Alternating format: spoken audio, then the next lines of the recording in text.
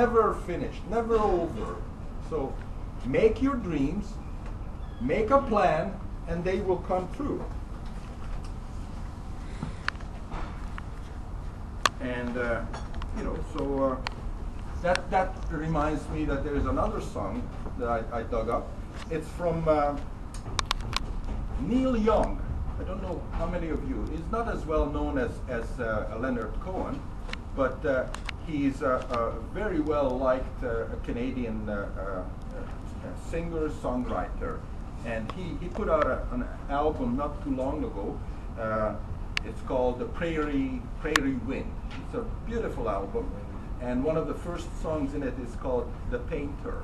And the last lines struck my imagination, and it says, "If you follow every dream, you might get lost." So don't make too many dreams like I have, right? I've made so many dreams that I'm still working on them, and I've achieved all these things, and there's still a lot more to do, right? So those people who concentrate on one or two, they will have a better chance of achieving than those people who have too many, right? But then I console myself saying, well, maybe in the life of, in the Olympics of life, I'm like a decathlon athlete. Decathlon? The decathlon athletes choose 10 different sports. Swimming, running, horseback riding, shooting, a whole bunch of them, 10 different sports. And that's what I'm doing. So that's why I'm not famous or rich.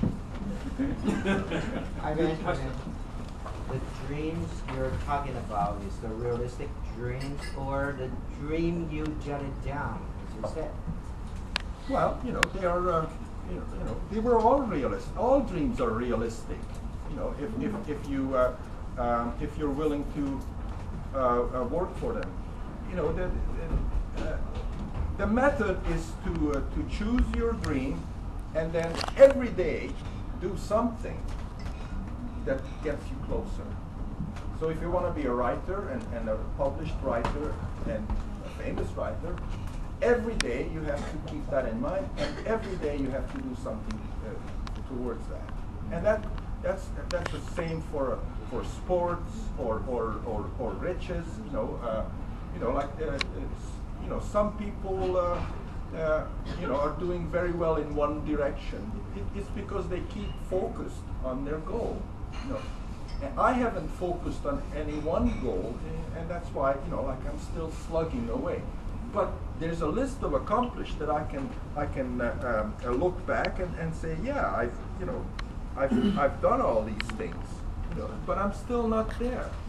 I'm still not enlightened. Enlightenment is the goal of Buddhism and Hinduism and maybe some other religions too. It's when a human being perfects himself. So perfection is a very elusive goal. So that's why it's good to find a role model. A role model is someone you can emulate, a teacher. In my case, I was happy to have found Sasaki Roshi, and here's a poem. Roshi is very tired. He's lying on his bed. He's been living with the living and dying with the dead. But now he wants another drink. Will wonders ever cease? He's making war on war, and he's making war on peace. He's sitting in the throne room on his great original face, and he's making war on nothing that has something in its place. His stomach's very happy. The prunes are working well. There's no one going to heaven, and there's no one left in hell. That's Leonard Cohen. That's not, good. That's not me. So now I'd like to open the floor to your dreams, both, the dreams that you dream in your sleep, and those that you wish to accomplish.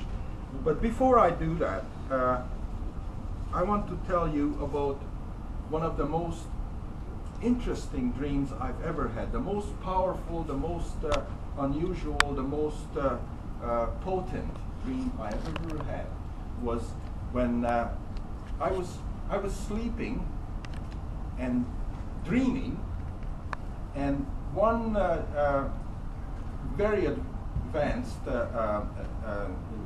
Zen Buddhist woman, a woman teacher. She didn't call herself a teacher.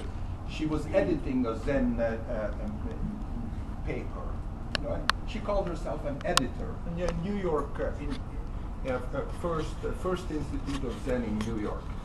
And I visited her a few times, and I was very impressed because she was very simple, very affectionate, very genuine, totally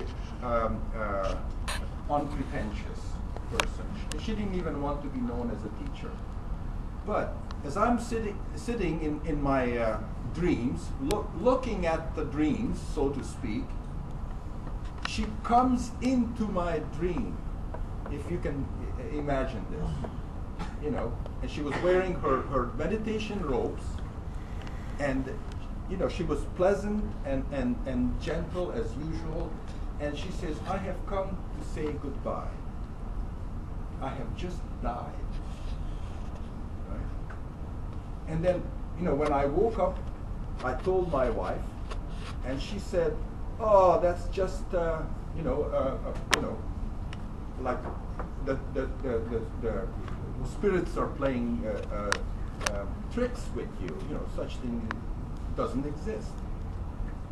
And then a short time later, I had communication from the Zen Center in New York that she has died. And then I told them that she came to see me not only in my dream, but she interrupted my dream to tell me that she died. Right? So it was like sitting in a theater watching a movie, and then somebody comes and says, "I gotta go." It was like that. She came and said goodbye. Right? And when I heard the news that she was dead, I was crying like a baby. Then I realized that she was like my spiritual mother, Roshi being my spiritual father. Right? And that is real, because I told Yulin about it. Right? She knows. So that was the most incredible dream of my life. And how does the scientific explanation compare with that? So you all have something that you want to share with us, right? Either it's a dream that you want to accomplish, or a dream, a powerful dream that you have had. So I want to open the floor and ask for volunteers to come and share.